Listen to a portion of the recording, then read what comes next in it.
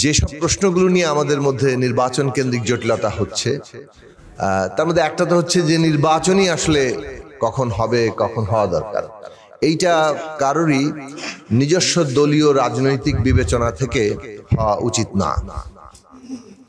আমাদের দলীয় বিবেচনার ঊর্ধ্বে রাষ্ট্র জাতীয় স্বার্থকে রাখা দরকার। সেটা প্রায়ই আমরা দেখছি যে দলীয় সংকীর্ণ স্বার্থ জাতীয় স্বার্থকে ছাপিয়ে যাচ্ছে।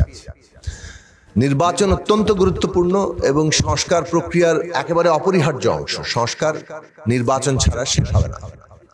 কেউ যদি মনে করেন যে অন্তর্বর্তী সরকার যে কোনো কিছু করে অধ্যাদেশ, আইন, গণভোট কোনোটাই সংবিধান সংস্কারের প্রশ্নকে চূড়ান্ত রূপ দিতে পারবে না।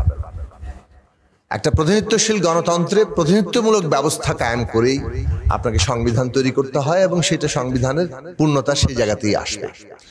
সুতরাং এই জায়গাটা খুব গুরুত্বপূর্ণ প্রশ্ন। তর্ক আমরা করতে পারি, কিন্তু তর্কের ঐতিহাসিক জায়গাগুলো দেখলে এখান থেকে ওখান থেকে ছোটখাটো দু একটা উদাহরণ এনে প্রধান ধারার যে দৃষ্টান্ত ঐতিহাসিকভাবে তৈরি হচ্ছে বিভিন্ন দেশে, এমনকি আমাদের দেশেও, সেই জায়গাটা ঠিক করা যায় না। আমাদের দেশে ঐতিহাসিকভাবে কতগুলো গলত তৈরি হচ্ছে 72 সালে, সেইগুলোকে আমাদের বিবেচনায় রেখেই আমাদেরকে এই সময়ের জায়গাটা ভাবা দরকার। আমরা খুব স্পষ্টভাবে আমাদের দিক থেকে প্রস্তাব তুলেছি যে যৌক্তিকভাবে কি হওয়া উচিত। একটা হচ্ছে যে রাজনৈতিক দলগুলোর মধ্যে অনাস্থা আছে। অনাস্থার জায়গা থেকেই আগামী সংসদ কিংবা যেভাবেই জনপ্রতিনিধি নির্বাচিত হোক না কেন, যে নামই আমরা দেই না কেন, তারা কি আসলে এই সংস্কার প্রস্তাবগুলো, এমনকি ঐকমত্যগুলো, সেগুলো বাস্তবায়ন করবে? এটাই কিন্তু একটা বড় প্রশ্ন হিসেবে দাঁড়িয়ে যাচ্ছে। এবং বেশিরভাগ ক্ষেত্রে ধরে নেওয়া হচ্ছে একটা দল ক্ষমতায় আসবে এবং তারা মানবে না। তো একমত হতে পারছি না, সেগুলোর মীমাংসা জনগণ সেটা মীমাংসা করবে না। এর বাইরে তো অন্য কোনো পথ নাই। এর বাইরের পথ হচ্ছে কোনো একটা শক্তি সে ডিটারমিনিংলি হাজির হবে রাজনৈতিক ক্ষমতার কেন্দ্রে। যদি সে নির্ধারকভাবে ক্ষমতার কেন্দ্রে হাজির হতে হয় যে আমরা যা বলবো সেটাই হবে আগামী দিনের কোর্স অফ অ্যাকশন, তাহলে এটা একটা পথ হতে পারে। সেই পথ গণতান্ত্রিক হবে কিনা সেটা আমরা এখনো নিশ্চিতভাবে জানি না। কাজেই নির্বাচন মানে জনগণের অংশগ্রহণের মধ্য দিয়ে সবাইকে নিয়ে এটা করার সুযোগ আছে, সেটাই গণতান্ত্রিক স্বীকৃত পথ। সেই দিক থেকে দেখলে নির্বাচনের মধ্য দিয়ে আমরা যে জনপ্রতিনিধিরা পাবো তারা ঠিক করবেন, অথবা নির্বাচনে জনগণ ঠিক করবেন কোন দল বিজয়ী হবে, এবং সেই অনুযায়ী নোট অফ ডিসেন্ট কার্যকর হবে। যে দল যেভাবে চেয়েছে তারা যদি সংখ্যাগরিষ্ঠতা পায় নোট অফ ডিসেন্ট গুলোর ক্ষেত্রে, সেটাই তারা কার্যকর করবে। আমাদের মতামত যদি তারা শোনে তো শুনবে, অর্থাৎ কারো মতামত যদি সংখ্যালঘিষ্ঠদের মতামত যদি তারা শোনে, সেটা তাদের জেনারসিটি হবে, কিন্তু তারা বেসিক্যালি জনগণের কাছ থেকে রায় পাবে যে তারা যে প্রশ্নে নোট অফ ডিসেন্ট দিয়েছেন সেই অনুযায়ী সেটা করা। এর বাইরে অন্য কোনো মীমাংসার পথ নেই। মীমাংসার আরেকটা পথ আছে, যেটা আমি আবারও বললাম, যে বৈপ্লবিক পথ। সেই বৈপ্লবিক পথে যাওয়ার বাস্তবতা কি অবস্থা আছে সেটা রাজনৈতিক দলগুলো বিবেচনা করবে। কাজেই বাধ্যবাধকতার জায়গার প্রশ্নে এইটা একটা প্রশ্ন, আরেকটা হচ্ছে মীমাংসার প্রশ্ন ঐকমত্য এবং ডিসেন্ট নিয়ে। ঐকমত্যর যে প্রশ্ন সেটাও কিন্তু অটোমেটিক্যালি বাস্তবায়ন করা যায় না। রাজনৈতিক কতগুলো দল একত্রিত হয়ে কতগুলো বিষয় ঐকমত্য হয়েছে, অতএব এটা বাস্তবায়নযোগ্য, এটা ধরার কোনো সুযোগ নাই। এইটার নৈতিক রাজনৈতিক জায়গা যদি তৈরি করতে হয়, অবশ্যই জনগণের কাছ থেকে সেটা নিতে হবে। ফলে ইলেকশন এমনকি ঐকমত্যের জায়গাগুলো বাস্তবায়ন করার জন্য অপরিহার্য। কাজে আমরা সুস্পষ্টভাবে মনে করছি, যে একটা ঐকমত্যের অঙ্গীকার থাকা দরকার, তার সাথে আইনগত বাধ্যবাধকতা থাকা দরকার, এবং তারপরে নির্বাচন দরকার, সেটা ঐকমত্যের অংশ এবং নোট অফ ডিসেন্ট বিষয়ে ফয়সালার জন্য। এখন নির্বাচনের জায়গাটা কি হবে, সেইটা আসলে বিভিন্নভাবে সম্ভব হতে পারে। যেমন সুপ্রিম কোর্ট এ বিষয়ে একটা ডিরেকশন দিতে পারেন যে আদৌ জুলাই সনদের আইনগত মানে কোনো বাধা আছে কিনা। এই জুলাই সনদ উইল অফ দি পিপলের যদি জায়গা, অভ্যুত্থানের জায়গা থেকে ধরে, তারা যেভাবে এই গভর্নমেন্টের স্বীকৃতি দিয়েছে তেমনি সেইভাবে তারা বলতে পারেন। অন্য কোনো উপায় অনুসন্ধান করা যেতে পারে, এ বিষয়ে বিশেষজ্ঞদের আরো কথা বলতে পারেন।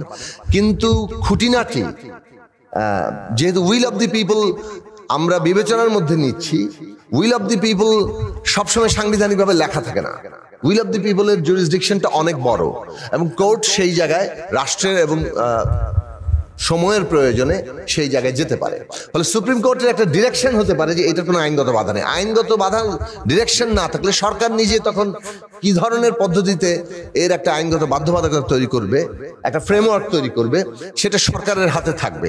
এখন ফ্রেমওয়ার্ক মানতে কেউ বাধ্য কি বাধ্য না, এগুলো প্রশ্ন তুলতে পারে। মানতে বাধ্য কি বাধ্য না, এটা তো শেষ পর্যন্ত একটা মানে কন্ট্রাক্টের ব্যাপার।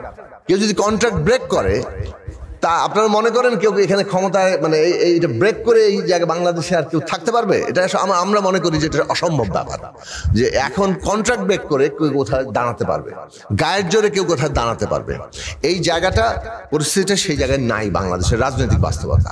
ফলে ওই বাস্তবতাকেও বিবেচনার মধ্যে থাকে। জনগণের যে এম্পাওয়ারমেন্ট হয়েছে, আমাদের ছাত্র তরুণরা যে একটা রাজনৈতিক শক্তি হিসেবে আবির্ভূত হয়েছেন এবং সেটা প্রায় নির্ধারক জায়গায়, সেখানে কোনো রাজনৈতিক শক্তির পক্ষে এখন এই রাজনৈতিক কোর্সের বাইরে গিয়ে নিজস্ব কোর্স চাপিয়ে দেওয়ার মানে এইরকম একটা সিদ্ধান্তে যাওয়াটা অসম্ভব ব্যাপার। তারা যদি যায় তাদের নিজেদের আত্মহত্যা তারা করতে পারে। আমরা আরেকটা প্রশ্ন গুরুত্বপূর্ণ মনে করি, সেটা হচ্ছে যে সংবিধান সংশোধনের ক্ষেত্রে জনগণের সম্মতি দরকার। এটা ঠিক যে একটা সংসদকে সংবিধান সংশোধনের একটা এখতিয়ার দেওয়া হয়, সাংবিধানিকভাবে সেটা আছে 2/3 থাকলে। কিন্তু আমরা যা করতে যাচ্ছি সেটা সংশোধনের অনেক বেশি, আবার ঠিক নতুন সংবিধান পুরোপুরি প্রণয়ন নয়। এটা একটা মাঝামাঝি জায়গা, মানে আমরা মৌলিক সংস্কার করছি।